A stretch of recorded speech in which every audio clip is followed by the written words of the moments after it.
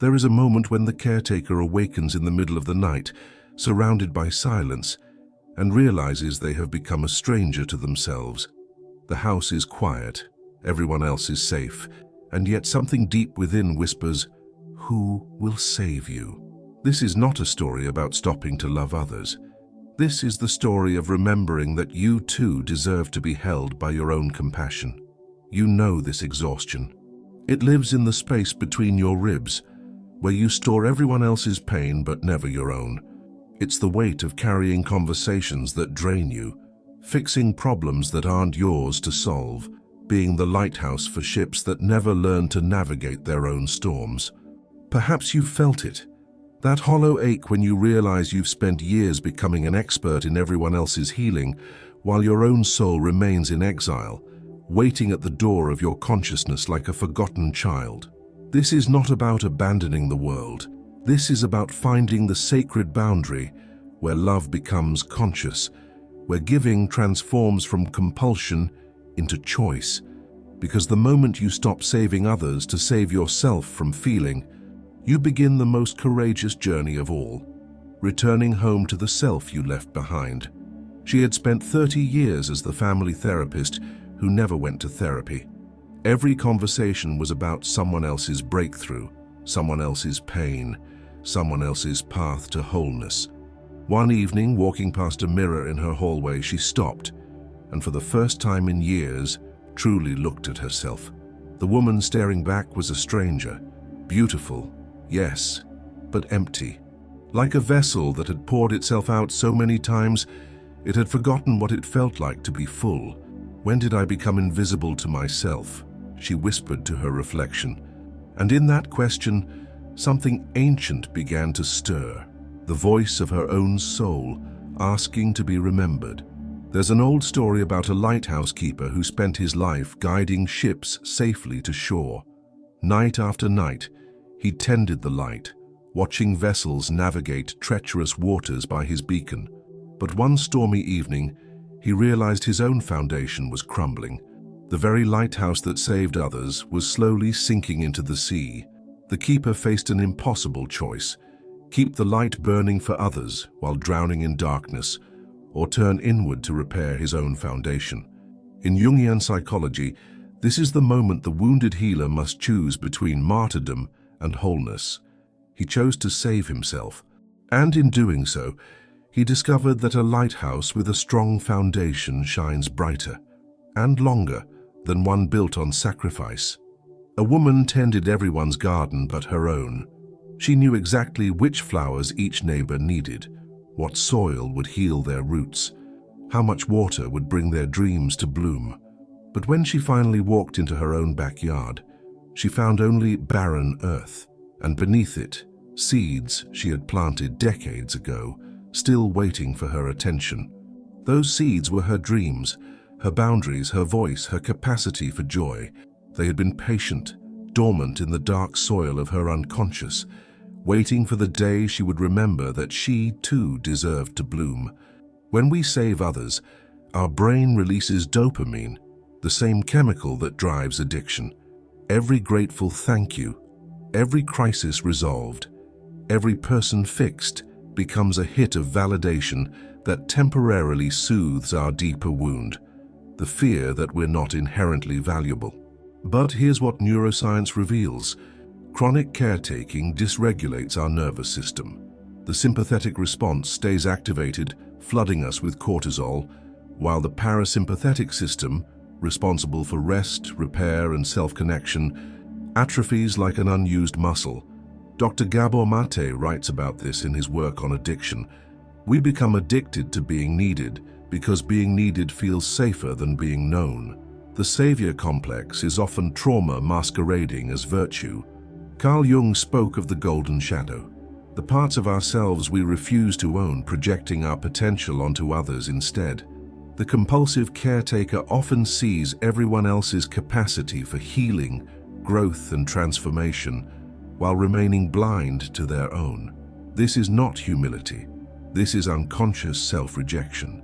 We become skilled at recognizing the divine in others, precisely because we cannot bear to see it within ourselves. A client once told me, I can see everyone else's soul, except my own. That sentence contains the entire wound, the fear that if we turned our healing gaze inward, we might discover we're worthy of the same love we so freely give away. Most savior complexes are born in childhood, in families where love felt conditional on usefulness. The child learns early, I am valuable when I'm helpful. I am safe when others need me. I am loved when I disappear into their story. This child grows up to become an adult who feels guilty for having needs, selfish for setting boundaries, and terrified of being seen without a problem to solve or a person to fix. In somatic therapy, we understand that the body holds these early imprints. The savior's nervous system is calibrated to detect distress in others, while remaining numb to their own inner signals. They become exquisitely attuned to everyone else's emotional weather, while losing touch with their own internal seasons. Sometimes the savior complex is ancestral, passed down through generations of women who learned that their worth was measured by their sacrifice, or men who were taught that strength meant carrying everyone's burden. Marion Woodman, the Jungian analyst, wrote about this inherited wound. We carry the unlived lives of our mothers and grandmothers in our bodies. The compulsive caretaker often carries not just their own exile from self-love, but generations of ancestors who never learned they were worthy of care. Healing this pattern becomes an act of ancestral repair, breaking the chain for those who come after us. Perhaps you recognize the feeling, the strange emptiness after everyone else's problems are solved. The way your energy drains like water from a broken vessel, no matter how much love you pour out. The secret shame of wanting someone to ask how you are doing, for once.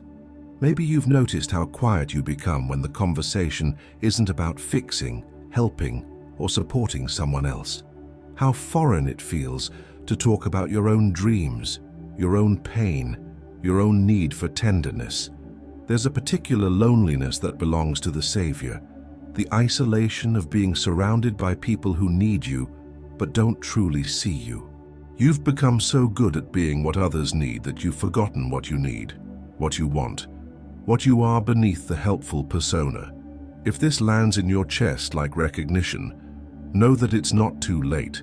The soul you've been neglecting is still there, waiting with infinite patience for your return. There comes a moment in every savior's journey when the soul rebels.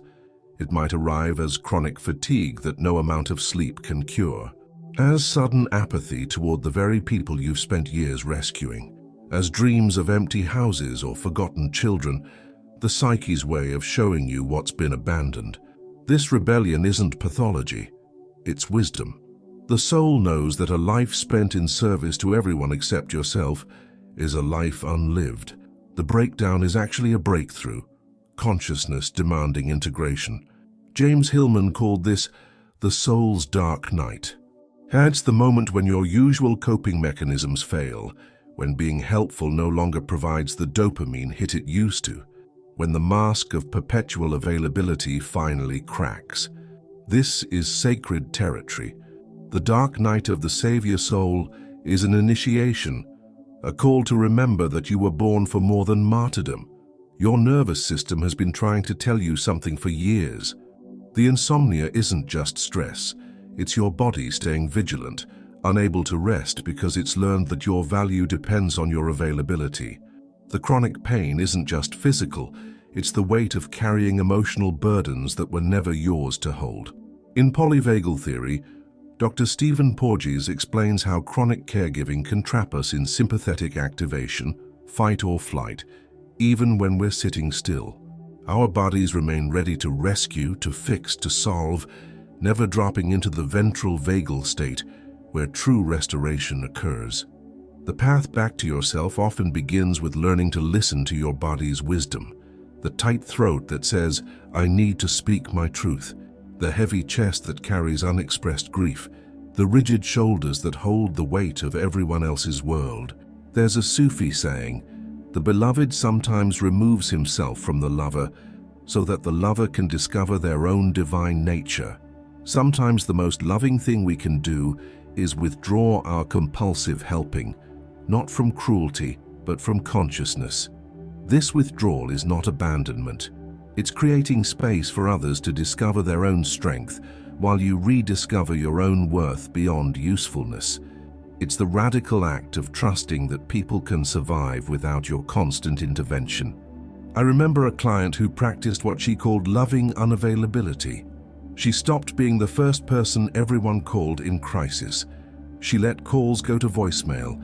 She responded to emergencies with, "I trust you to handle this," instead of immediately swooping in with solutions. The initial guilt was enormous, but what emerged was profound. The people in her life began developing their own resilience, and she began developing a relationship with herself. In many wisdom traditions, silence is considered a sword, not of violence but of discernment. Learning to be quiet when every instinct screams to speak, to offer advice, to fix and solve, and make better. This silence isn't passive. It's consciously holding space for others to find their own voices while you rediscover yours. It's the difference between being a crutch and being a mirror, reflecting back people's own capacity instead of doing the work for them. The Savior's silence is an act of faith, faith that others are stronger than you've believed, and faith that you're more than your utility to them. Real love doesn't require you to disappear. Conscious relationships are built on overflow, not depletion. Two whole people sharing their fullness rather than two halves trying to complete each other through sacrifice. When you stop abandoning yourself to maintain connections, something miraculous happens. The relationships that were built on your self-erasure may fall away, but what remains are connections rooted in authentic recognition. People begin to love the real you, not just your capacity to serve them. This shift requires grieving. You may need to mourn the identity that felt so noble, the relationships that couldn't survive your wholeness, the version of yourself that found purpose in being indispensable. But what's born from this death is far more beautiful. Relationships where your presence matters more than your productivity, where your being is valued more than your doing. Rumi wrote, "Let yourself be silently drawn by the strange pull of what you really love. It will not lead you astray. When you stop pouring all your energy into others' fires, you begin to tend your own flame. A person with a strong inner fire doesn't need to chase connection. They attract it naturally. Their warmth is an invitation, not a demand. Their love flows from abundance, not from the desperate need to be needed. This is the difference between the codependent and the conscious lover. One gives from emptiness, hoping to be filled. The other gives from fullness, overflowing naturally. We live in a culture that romanticizes self-sacrifice, especially for women. The good mother disappears into her children's needs. The devoted partner loses herself in relationship. The caring friend becomes everyone's emotional dumping ground. But this mythology is spiritual bypassing disguised as virtue. True love doesn't require martyrdom. In fact, self-abandonment often creates the opposite of what we intend: resentment, codependency, and relationships built on dysfunction rather than health. The most loving thing you can do for others is to model self-love. Children who grow up watching a parent honor their own needs learn that they too deserve to be treated with kindness. Partners who witness healthy boundaries learn to develop their own. Your wholeness is not selfish. It's a gift to everyone around you. Here's what the savior complex gets backwards. The more you erase yourself to maintain connections, the more alone you become. People fall in love with your helpfulness, but never get to know your soul. You're surrounded by relationships, but starving for intimacy. Real intimacy requires showing up as you are, with your needs, your boundaries, your own tender places that need tending. It requires believing that you're worthy of being known, not just useful. The paradox is that when you stop trying so hard to be loved, you become much more lovable. When you stop performing helpfulness and start embodying authenticity, you attract people who can see and appreciate your whole self. The soul has its own language. and it speaks through the body when we're not listening with the mind. Chronic exhaustion that sleep doesn't fix, depression that seems to come from nowhere, anxiety that therapy can't quite touch. These aren't always pathology. Sometimes they're the soul's way of demanding attention. I've worked with countless clients whose bodies began breaking down precisely when their caretaking reached unsustainable levels. Autoimmune conditions, chronic pain, mysterious illnesses that doctors couldn't quite explain. The body was saying, if you won't care for yourself, I'll force you to stop caring for everyone else. This isn't punishment, it's protection. The wise body knows that a life spent in service to everyone except yourself is a form of slow suicide. Imagine your soul as water in a bottle. Every time you give from obligation rather than overflow, you pour out a little more. Every boundary you don't set, every yes when you mean no, every time you prioritize others' comfort over your own truth, more water leaves the bottle. Eventually, the bottle empties. And an empty vessel has nothing to give, no matter how much it wants to pour out love. The spiritual path isn't about becoming an endless fountain for others. It's about learning to refill your own container first, so that when you do give, it comes from abundance rather than depletion. There's a practice I call sacred selfishness, the daily ritual of choosing yourself without guilt. It begins small, the cup of tea you drink slowly, instead of rushing to the next task. The phone call you don't answer because you need silence. The invitation you decline because your soul needs solitude more than your ego needs approval. Sacred selfishness isn't narcissism, it's stewardship of your own life force. It's recognizing that you are the only person responsible for your own happiness, your own fulfillment, your own connection to the divine. This practice requires learning a new language. I'm not available for that. I need time to think about it. That doesn't work for me. Each phrase is a small act of rebellion against a lifetime of automatic yes-saying. Before sleep each night, ask yourself, what did I do today to honor my own soul? Not your productivity, not your usefulness to others, but your own inner flourishing. Did you speak a truth that needed speaking? Did you rest when you were tired? Did you pursue something that brought you joy, even if it served no one else? Did you listen to the whisper of your own desires? This inventory isn't about perfection. It's about consciousness, training yourself to notice when you're living from authentic choice versus unconscious compulsion.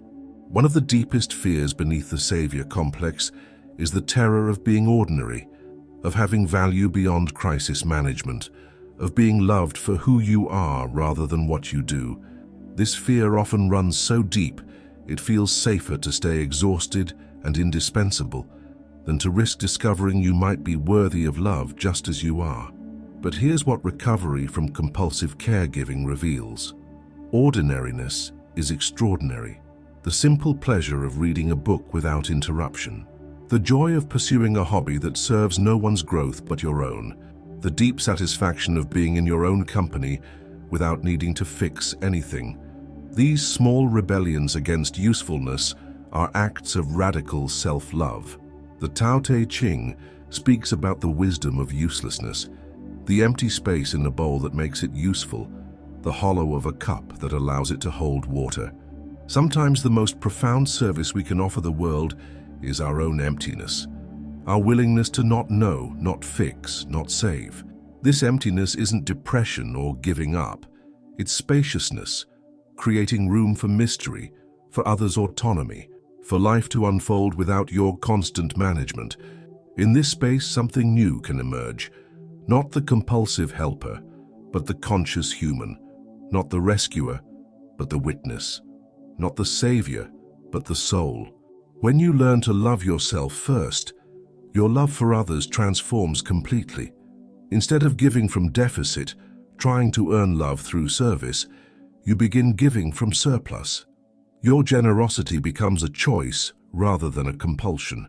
This doesn't mean you stop caring about others. It means you care from a place of fullness rather than emptiness. You offer your presence instead of your absence.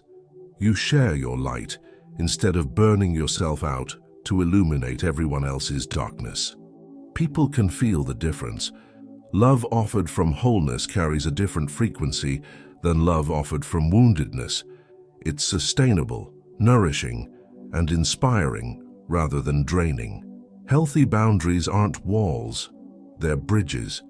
They create space for authentic connection by clearly defining where you end and another begins. When you know who you are and what you need, you can show up fully in relationships without losing yourself. The savior complex confuses boundaries with selfishness, but the opposite is true. Clear boundaries are an act of love. They prevent resentment, create safety, and allow relationships to be based on choice rather than obligation. A woman with healthy boundaries says, "I love you enough to show up as myself, not as who you need me to be. I care about you enough to trust your ability to handle your own life. I honor our connection by maintaining my connection to myself."